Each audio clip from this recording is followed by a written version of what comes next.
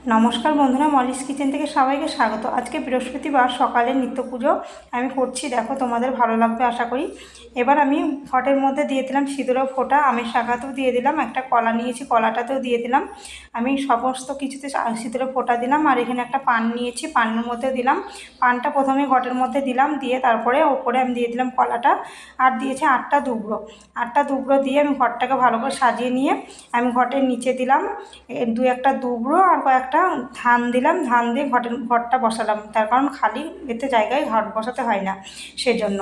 এবার আমি সমস্ত ঠাকুরকে আমি ফুল দিয়ে সাজিয়ে নিয়েছি, দেখো কত সুন্দর করে সাজিয়েছি ফুল দিয়ে।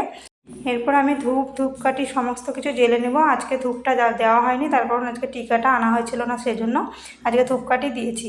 এই যে মা মনসা থানটাও ভালো করে সাজিয়ে দিয়েছি। এরপর আমি গ্লাসে দিয়ে দিলাম জল, গঙ্গার জল দিলাম। আর তারপরে দিয়ে দেবো ঠাকুরকে ভোগ।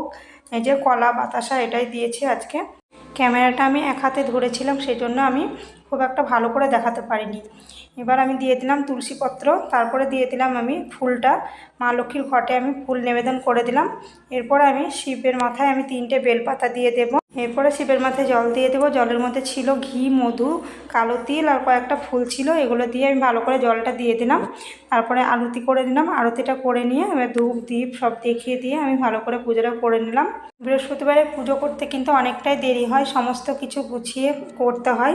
চন্দন ঘষে আমি তো রোজই চন্দন দিই, তার জন্য না। আশা করি ভিডিওটা ভালো লেগেছে। ভালো লাগলে লাইক কমেন্ট শেয়ার। যারা ফেসবুক থেকে দেখছেন পেজটা ফলো করে দেবেন, যারা ইউটিউব থেকে দেখছেন চ্যানেলটা সাবস্ক্রাইব করে দেবেন, এই অনুরোধ রইল। দেখুন কত সুন্দর করে আমি সমস্ত ঠাকুরগুলোকে দেখিয়ে দিলাম। তোমাদের কেমন লাগছে কমেন্টে জানিও। দেখা হচ্ছে পরের ভিডিওতে, ভালো থাকবেন সবাই।